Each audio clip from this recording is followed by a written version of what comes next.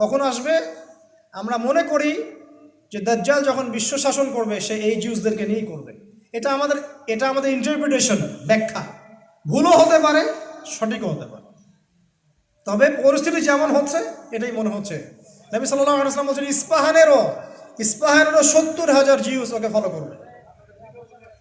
So এটা mysterious ব্যাপার যে জিউসদের কোনো থাকার জায়গা ছিল না, তারা আজকে এত শক্তিশালী হয়েছে, তাও আবার মুসলিমদের নাকের ডগায় বসে। এবং যত মিডল ইস্টে যত মুসলিম কান্ট্রিগুলো আছে দেখবেন, বাইরে যাই বলুক, ভিতরে আস্তে আস্তে আস্তে আস্তে ইসরায়েলকে মেনে নেওয়ার প্রবণতা তৈরি হয়েছে। সবাই স্বীকৃতি দিচ্ছে এখন, মাশাআল্লাহ। প্রত্যেক দিন সেখানে দেখবেন নিরীহ মুসলিমদেরকে হত্যা করা হয়, মা বোনদেরকে ধর্ষণ করা হয়, কারো কোনো ফিলিংস নাই। আকসা, কেউ নামাজও পড়তে পারে না ঠিক মতো। আর এগুলো আমাদের কাছে স্বাভাবিক। কিন্তু যদিও এটা নিয়ে আমাদের এত বেশি মাথা ব্যথার কিছু নাই, কারণ আমরা ইন্টারনাল বিষয় নিয়ে মাথা ঘামাই না কারো।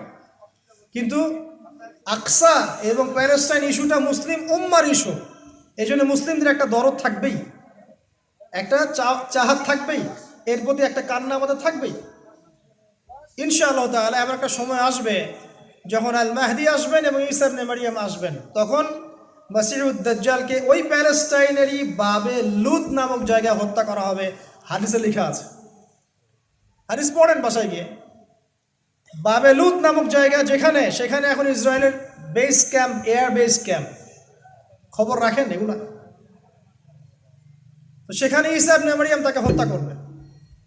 তার আগে সে বিশ্বকে চষে বেড়াবে এবং জিউসদেরকে নিয়ে সে সারা বিশ্ব শাসন করবে। মুসলিমদের মধ্যে মাত্র একটা দল থাকবে যারা ওর বিরুদ্ধে দাঁড়াতে পারবে। বেশিরভাগই, ম্যাক্সিমামই পারবে না। একটা মাত্র দল। তাদের কথা নবী সাল্লাল্লাহু আলাইহি ওয়াসাল্লাম বলেছেন, নিঃসন্দেহে তারা আল্লাহর নবী এবং সাহাবীদের অনুসারী হবে। তাদের নাম কি হবে নবীজি বলে যান নাই, মা আনা আলাইহি ওয়া আসহাবি।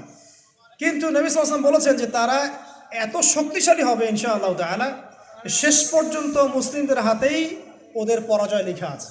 কিভাবে লেখা আছে জানেন? এটাও হাদিসে এসেছে যে একজন জিউস সৈন্য যদি পাথরের পিছনে গিয়ে লুকায়, পাথর কথা বলা শুরু করবে। পাথর বলবে, ইয়া মুসলিম, হে মুসলিম, ইন্না ওয়ারা আল ইয়াহুদ তাআল ফাকতুলহু, হে মুমিন মুসলিম, আমার পিছনে একজন জিউস এসে লুকিয়েছে, আসো তাকে হত্যা করে যাও। পাথর কথা বলবে। আপনি কি মনে করেছেন পৃথিবী এখন যেমন দেখছেন এমন থাকবে না সব সময়? আস্তে আস্তে সিচুয়েশন চেঞ্জ হবে এবং হতে হতে এমন একটা পর্যায়ে যাবে, সভ্যতা শুরু হয়েছিল ওই আদম আলাইহিস সালামকে দিয়ে এবং সভ্যতা শেষ হবে ঈসা ইবনে মারইয়ামের হাতে। সভ্যতা শুরু হয়েছে একজন নবী দ্বারা, শেষও হবে একজন নবী দ্বারা। আমরা এখনকার সমাজ বিজ্ঞান বইগুলোতে পড়ি না, সভ্যতা শুরু হয়েছে গ্রিকদের দ্বারা, রোমকদের দ্বারা, পড়েন নাই? এই কথাগুলো পরিপূর্ণ সত্য নয়। সভ্যতার একটা অংশে তারা এসেছে ঠিকই, শুরু ওদের দ্বারা হয়নি। ওরা পৃথিবীকে সিভিলাইজড করে নাই, বরং প্রত্যেকটা সভ্যতার ধারক বাহক ছিল নবীগণ। আর নবীগণ গাছের ছাল পাতা খেয়ে থাকতো না। আমরা যেমন বই খাতায় পড়ি এখন, মানুষ আগে গাছের ছাল পাতা খেয়ে থাকতো, বন্যপ্রাণী শিকার করতো, তাই না? গাছের ছাল পড়তো, এক স্ট্যাচু আঁকে, দেখেন নাই? মাঝে মাঝে কিছু নিউজ দেয় যে এরকম স্ট্যাচু পাওয়া গেছে। এগুলো বোগাস কথাবার্তা। সূরা আরাফ পড়ে দেখেন, আল্লাহ পাক বলেছেন যে আমি আসমান থেকে আদম এবং হাওয়া, মানুষের জন্য, আদম সন্তানদের জন্য লেবাস পাঠিয়েছি, ওহীর জ্ঞান পাঠিয়েছেন, পৃথিবীতে কিভাবে আল্লাহ পাক শিখিয়ে দিয়েছেন। কোনোদিনও আদম আলাইহিস সালাম গাছের ছাল পাতা খেয়ে এভাবে থাকেন নাই, গাছের ছাল পরে থাকেন নাই, তার সম্ভ্রান্ত পোশাক ছিল। সভ্যতা শুরু হয়েছে নবী দ্বারা, শেষও হবে একজন নবী দ্বারা। আপনাকে দাজ্জালের কথা বলতে গিয়ে এদিকে আসলাম, শেষ করছি এই জায়গাটা থেকে। দেখুন, সে পৃথিবীতে আছে, বের হবে আখিরুজ্জামানে এবং সবচেয়ে বড় ফিতনা। বাট নবী সাল্লাল্লাহু আলাইহি ওয়াসাল্লাম বলেছেন সে মক্কা মদিনায় ঢুকতে পারবে না। ঠিক আছে হাদিস? আচ্ছা, এবার দেখেন, যেই নবী সাল্লাল্লাহু আলাইহি ওয়াসাল্লাম বলছেন যে দাজ্জাল মক্কা আর মদিনায় ঢুকতে পারবে না, ফেরেশতারা তাকে পাহারা দিয়ে রাখবে, তাই না? গেটে গেটে পাহারা দিয়ে রাখবে। সেই নবী সাল্লাল্লাহু আলাইহি ওয়াসাল্লাম মদিনাতেই ইবনে সাইয়্যিদ নামক একজন ব্যক্তিকে, ইহুদি যুবককে দাজ্জাল মনে করছেন। তার সাথে সাহাবীরাও যাচ্ছেন। ইবনে সাইয়্যিদকে ডেকে বলছেন, ইবনে সাইয়্যিদ ইহুদি, তারও কোকড়ানো চুল, চোখের সমস্যা, একদম দাজ্জালের সাথে মিলে যায়। নবীজি বলছেন, তুমি কি দেখো?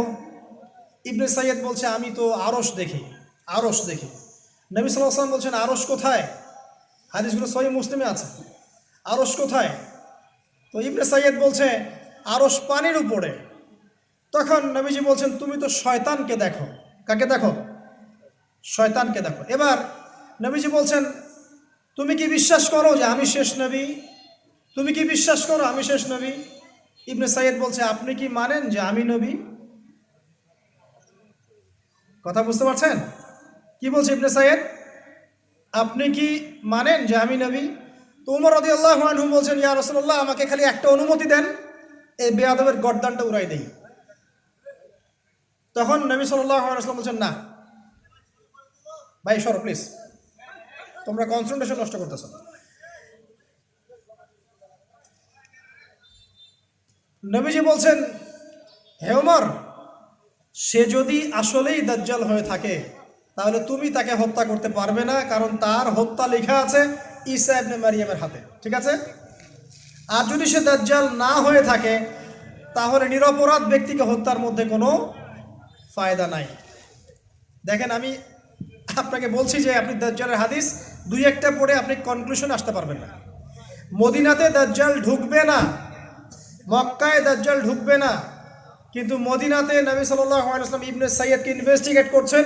ওমর রাদিয়াল্লাহু আনহুকে বলছেন সে যদি দাজ্জাল হয়ে থাকে, সে যদি দাজ্জাল হয়ে থাকে তাহলে তুমি তাকে হত্যা করতে পারবে না, ঈসা ইবনে মারিয়াম তাকে হত্যা করবে।